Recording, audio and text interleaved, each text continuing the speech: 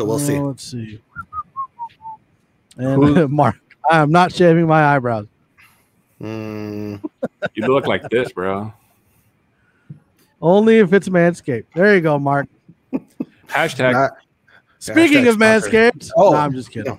God, yeah, if you want to give us money, we'll definitely reach out. You can be a sponsor. I'll tell you though, the ads that we come up with might be a little different. sketchy. Might be a little different. Yeah.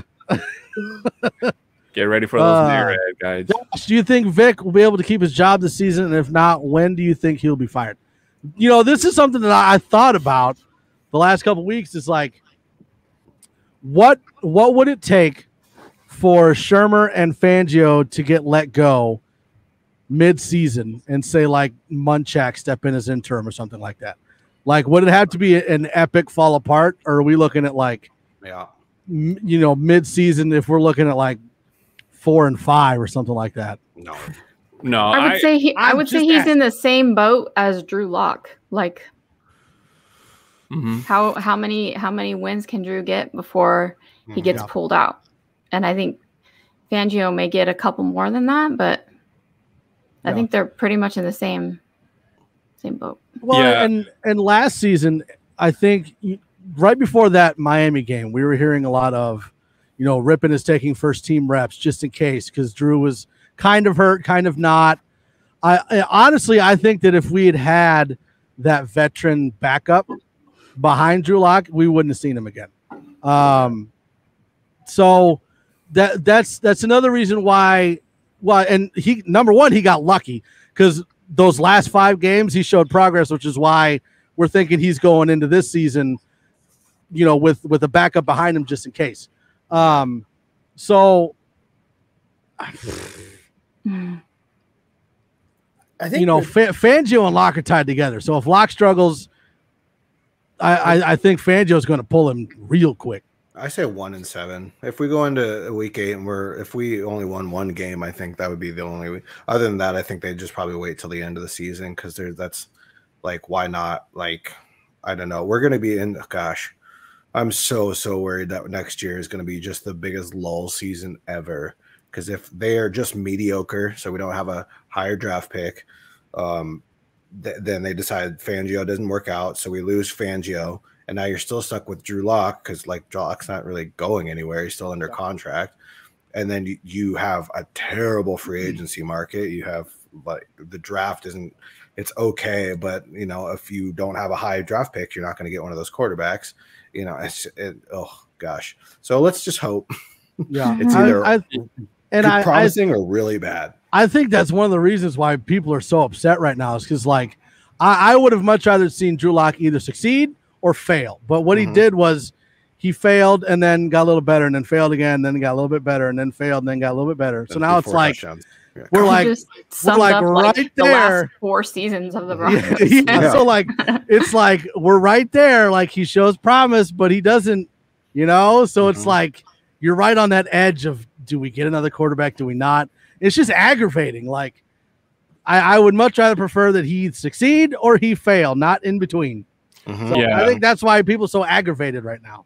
I think that the fact that John Elway is still on in the office is kind of what's keeping Fangio and even Shermer in the conversation in terms of no surprise cuts like we had with Scangarello last year.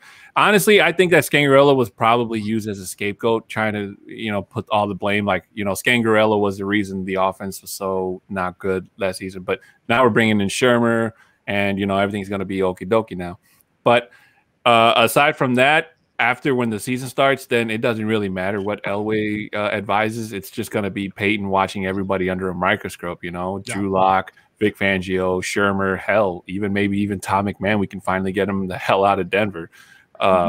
So it's just going to come down to everybody has to, you know, play their role, do their job. And if what Mr. Boggin says happens where we have a mediocre season, then I believe that heads are really going to roll in terms of trying to, you know, shape up the team. So other than like an epic collapse. Yeah. Go ahead. I was going to say, Tom McMahon must have pictures of John Elway hanging out with Mike. So other than like an epic collapse, we're seeing Fangio and Shermer. Well, at least Fangio all the way until the end of the season. Right. Yeah. I would suspect so. And I think Scangarella, I'll disagree a little bit with 610. I think that they actually got rid of him because they thought Shermer was going to be much better than he was. I think he did not perform well. But one of the things that we have to continue to remind ourselves is that there were so many injuries all across the board, major stars, major injuries. Older players getting hurt for the most part too. So the leadership was not there. I think Vic gets sent packing early only if we go into the season healthy and it just everything falls apart. Yeah. That we have the weapons we have again. Which is like extremely unlikely, right? Because the defense like he made a waiver wire defense look decent, right? Yeah. Like if you have somewhat healthy defense, that's what scares me. It's because it's going to be like super mediocre, and then Peyton's going to be like, so let's just let it ride out, and then we go into another offseason where we're kind of just like in complete lull. Yeah. Hopefully he gets the timeout thing. Logan's answer to this question. Yeah, Josh said, "Who would you like to see replace Vic if fired?" Can we keep Vic and keep him on the defense? Yeah, can we put him as defensive coordinator? That'd be nice. Him and Donatel have never split up, but I would take Donatel because he's pretty much. Hopefully, he would just incorporate Fangio's defense, and that happens a lot. I feel like he'll just step up or just stay. I guess I keep thinking of Vic Fangio as defensive coordinator in my mind for some reason. Yeah, Donatel will stay the defensive coordinator, and Vic will just. I have been a big fan of Byron Leftwich. I would love to have him come in as a head coach. I think he'd be awesome. No. Yeah. They've already said that that's like all Tom Brady there. Like they just brought Tom Brady just pretty much. I mean, Arians just but he was there. But he was there before Brady though too.